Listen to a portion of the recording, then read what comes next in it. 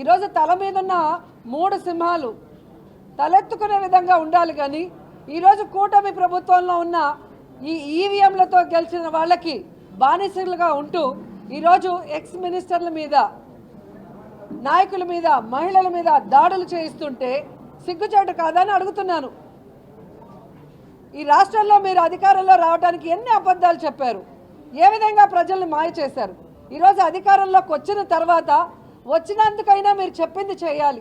అది చేయకుండా చేతకాని వాళ్ళలాగా మిగిలిపోయి ప్రజల చేత అసహించుకోబడి ఈరోజు ప్రజల నుంచి ఎలా డైవర్షన్ తీసుకురావాలన్న ఆలోచనతోనే ఈ లడ్డూ ఇష్యూని మీరు తీసుకొచ్చారనేది ప్రజలందరూ కూడా గమనిస్తున్నారు.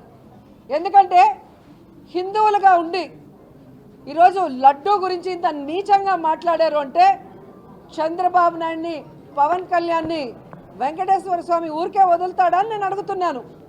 ఎందుకంటే భయం లేకుండా, వెంకటేశ్వర స్వామి అంటే భక్తి లేకుండా నోటికి వచ్చిన అబద్ధాల్ని పంది కొవ్వు కలిసిందంటారు, జంతు కొవ్వు కలిసిందంటారు, ఫిష్ ఆయిల్ కలిసిందంటారు. ఈరోజు సిబిఐ రిపోర్ట్ క్లియర్ కట్గా ఇచ్చింది. ఎటువంటి జంతు కొవ్వు కలవలేదు, ఎటువంటి పంది కొవ్వు కలవలేదు, ఎటువంటి ఫిష్ ఆయిల్ కలవలేదు అని. మరి ఈరోజు మీరు వెంకటేశ్వర స్వామికి, అలాగే వెంకటేశ్వర స్వామి భక్తులకి, ముఖ్యంగా హిందువులకి మీరు క్షమాపణ చెప్పాలి. కానీ ఎందుకు క్షమాపణ చెప్పాలని మళ్ళీ సిగ్గు లేకుండా నిన్న ప్రెస్ మీట్ చెప్పి మాట్లాడతాడు చంద్రబాబు నాయుడు.